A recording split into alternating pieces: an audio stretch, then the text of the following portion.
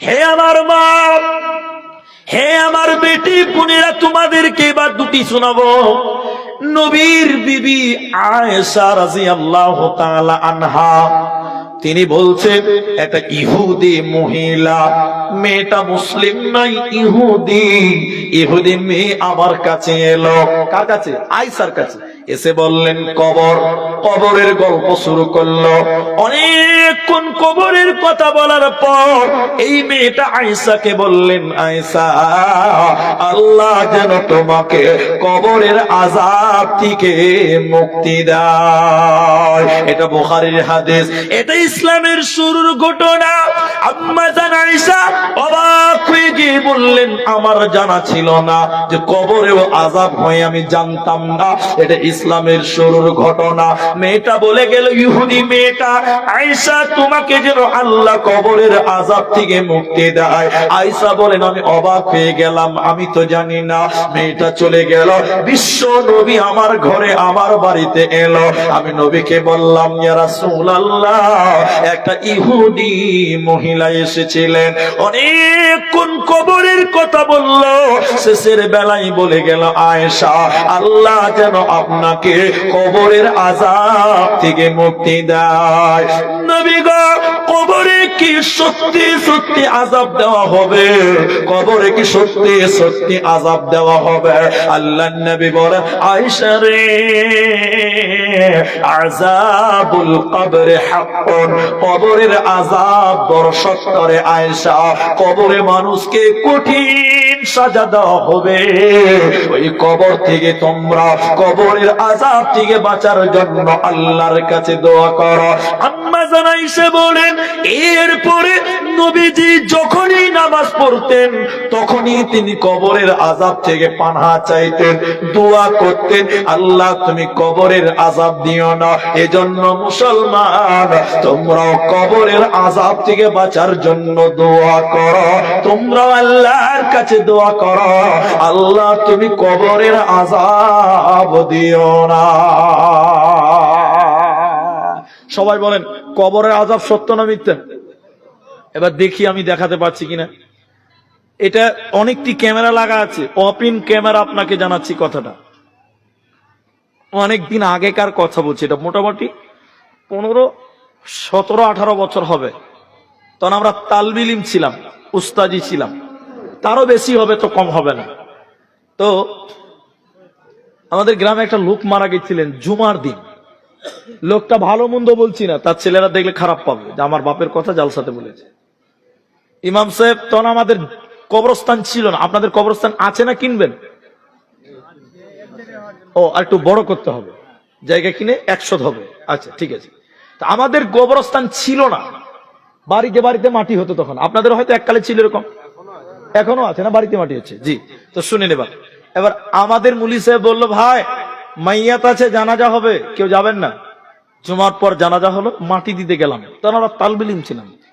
লাশকে নামিয়েছে, বাঁশ দিয়েছে, ওই বাঁশের ওই বিছানাতে পারেটে কি বলে, বাঁশ দেওয়া নাই, চাটাই বলেন আর কিছু বলেন, হ্যাঁ মাদুর টাইপের, তো ওটা খেজুর পাতা, এটা বাঁশে হয় আর কি।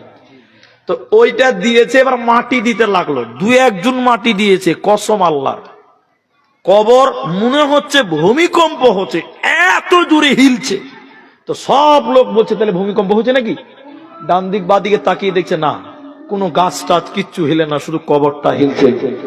ভয়ে মানুষেরা কবর দেওয়া ছেড়ে পালিয়ে গেল। ছেলেরা কয়েকজন মিলে কোদল দিয়ে বাপের কবরের মাটি চাপা দিল। সঙ্গে সঙ্গে কবর থেকে বিদায় হয়ে গেলাম আমরা সবাই। তাহলে বলেন, কবরে আযাব সত্য না মিথ্যা? সত্য। কবরের আযাব সত্য, এটা সত্য, সত্য, সত্য। আল্লাহর নবী বললেন, আযাবুল কবর হাক্কুন, কবরের আযাব সত্য। আপনাকে একটা ঘটনা আপনাকে এবার শোনাবো। আমার মা, আমার বোন, আপনি শুনেন। নবীর আবু বকরের মেয়ে আসমা জুমার দিন মসজিদে নামাজ পড়ছেন। মেয়ে মানুষ, এখন মেয়েরা জুমা পড়ে না মসজিদে, নবীর যুগে পড়তো, এখনো মক্কা মদিনায় পড়ে। শোনেন কথাটা, আপনার ঈমান বাড়বে। আসমা বলেন, আমরা খুতবা শুনলাম। খুতবা দিলেন কে? নবী মুহাম্মদ খুতবা দিলেন। বক্তব্য বিষয় কি ছিল? না তো কবর। বক্তব্যের বিষয় কি ছিল না তো কবর, বক্তব্যের বিষয় কবর। তিনি এমন করে কবরের কথা বললেন, আমাদের মুসল্লিরা মসজিদের ভিতরে হাও হাও করে কাঁদতে লাগলেন, হাও মাও করে কাঁদতে লাগলেন। নবী একটা কথা বারবার সেদিন বলেছিলেন, এই লোক সকল তোমরা আল্লাহর কাছে দোয়া করো, আল্লাহ যেন কবরের আযাব থেকে তোমাদের নাজাত দেয়। নবী কথাটা কতবার কত জায়গাতে বলেছে আমি বুঝাতে পারবো না। আর একবার দেখেন, আপনাকে দেখায়। নবীজি একটা আনসার ব্যক্তির জানাজায় গেলেন। আনসার মানুষের, আনসার একটা লোক, আনসারি একটা টাইটেল, একটা গোত্রের নাম, একটা জাতের নাম, একটা জাতের নাম। নবীজি আনসার সাহাবীর কারো একটা জানাজায় গেলেন। জানাজার নামাজ পড়া হয়ে গেল, কিন্তু কবর খোঁড়া তখনো হয়নি, কবর তখনো করতে বাকি আছে। আগে জানাজা পড়া হয়ে গেল। এবার নবীজি ওই কবরের সামনে বসলেন, সাহাবীরাও নবীজিকে ঘিরে বসলেন, নবীজির আশপাশে সাহাবীরাও বসলেন। নবীজি একদম স্তব্ধ হয়ে গেলেন, একটা কথা বলে না, নড়াচড়া করে না।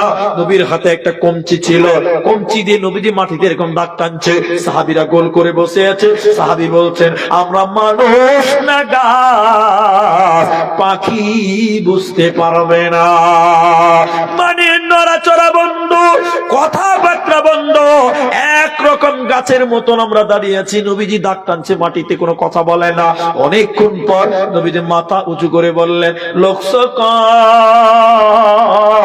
তোমরা এই কবরের আযাব থেকে বাঁচার জন্য আল্লাহর কাছে দোয়া করো, তোমরা আল্লাহর কাছে দোয়া করো, আল্লাহ যেন তোমাদেরকে কবরের আযাব না দেয়। রাবী বলছে, নবী এই কথা একবার দুবার নয়, তিনবার বললেন, তোমরা কবরের আযাব থেকে মুক্তি চাও, কারণ কবরে যদি আযাব হয়ে যায় বাঁচার উপায় রবে না, জান্নাত হবে না।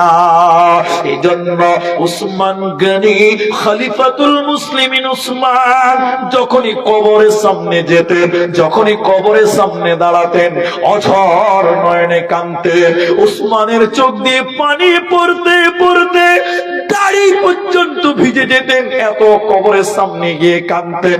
লোকেরা বলল, আমিরুল মুমিনিন কবরের সামনে এসে এত কাঁদেন কেন?